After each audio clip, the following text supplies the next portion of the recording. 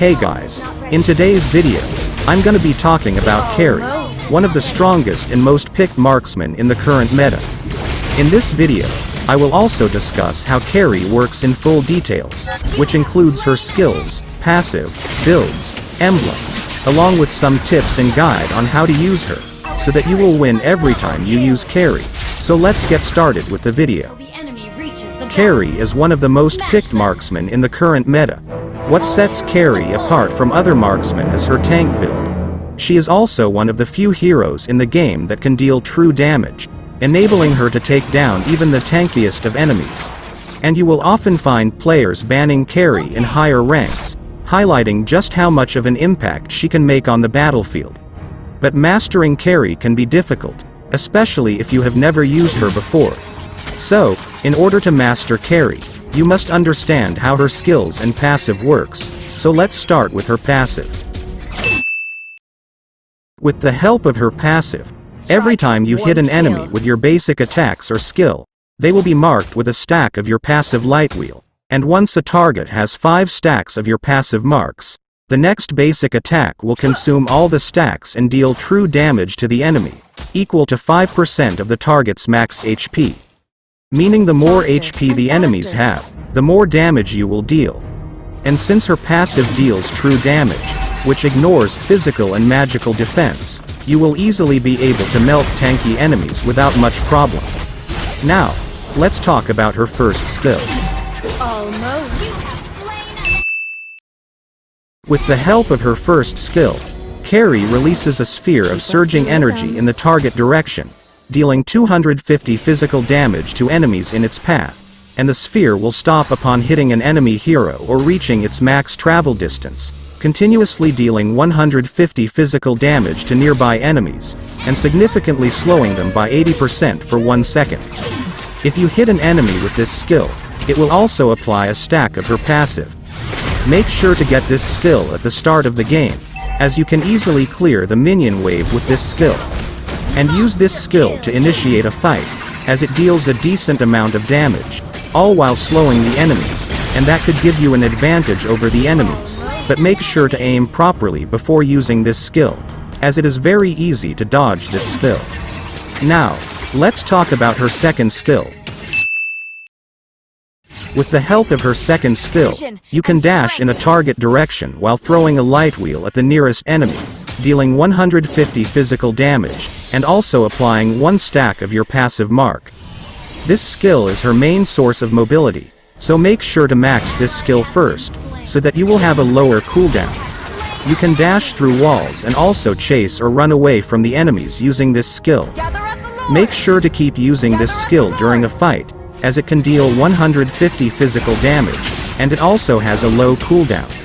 And you can easily reposition yourself during teamfight using this skill, so make sure to take advantage of that. Now, let's talk about her ultimate.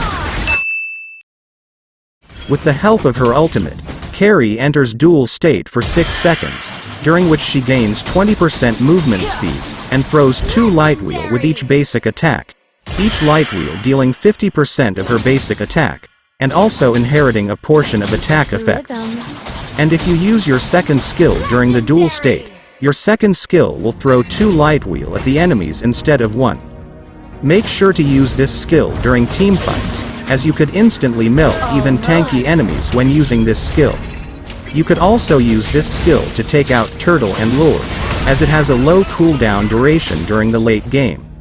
You can also activate this to gain movement speed when running away from enemies. Now, let's talk about her builds. Karrie's builds are versatile, letting you adjust based on the enemy team and your role in battles. I'd recommend you to go for the tank build, as the tank build is honestly the best build for her, as you can still deal a huge amount of damage, all while still being tanky. You could count Thunderbelt and Brute Force as half defense item and half damage items. Thunderbelt is just like endless battles, it will give you true damage on your next basic attack right after casting a skill. And Brute Force works just like War Axe. Every time you deal damage to an enemy, you will gain 6 extra physical attack and 2% extra movement speed, which can get stacked up to 6 times. So these two items are very useful for Karrie, as they provide both damage and defense. And you only need one attack speed item, and you can choose between Corrosion Scythe or Windtalker. And with the tank build, you will gain a total of 40% cooldown reduction, which reduces the cooldown of your ultimate by a lot.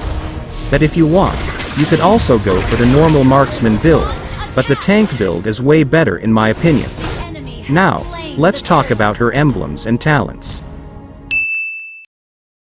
For her emblem, the basic common emblem is the best, as it proves advantageous for Karrie, enhancing her hybrid regen, HP, and adaptive attack.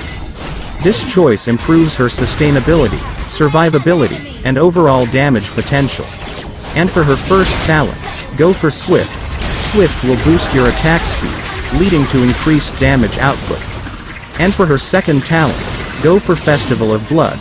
It will provide a spell vamp, enhancing Karrie's sustain from both basic attacks and skills.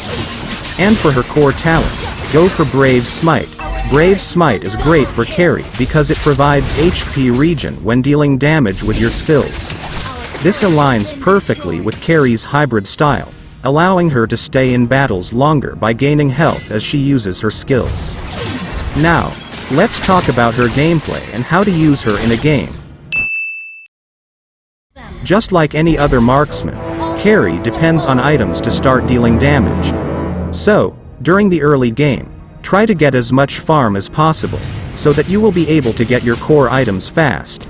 And compared to other gold laners, you will be able to defeat almost all marksmen during the early game. But remember, you must have a good map awareness especially during the early game, so that you will be able to avoid being ganked and ambushed by the enemies. And after clearing the first minion wave, consider hiding in the bush and periodically checking the minimap for enemy movements. And if you don't see any enemies in the minimap, then you should play under the turret. Because if you don't see enemies in the map, then it usually means they're coming to gank your lane. So it is very important to have map awareness when playing a marksman, especially in higher ranks. And consider asking your roamer or tank to help you during the early game, as it's always better to have support, rather than no support at all. So, your early game objectives are farming, map awareness, and playing safe.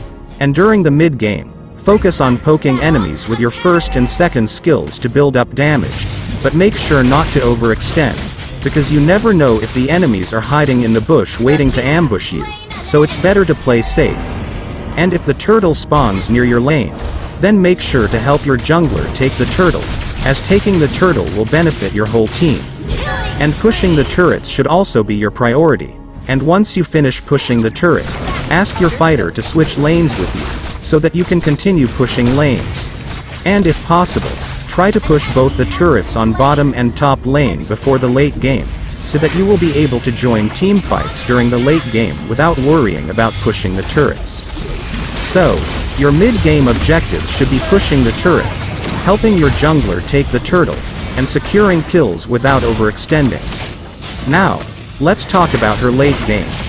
During the late game, focus on staying at the back during team fights, and use your skills smartly to deal maximum amount of damage, all while being careful of enemy crowd control skills. And keep helping your team secure important objectives like Lord and Turtle, as your damage is crucial.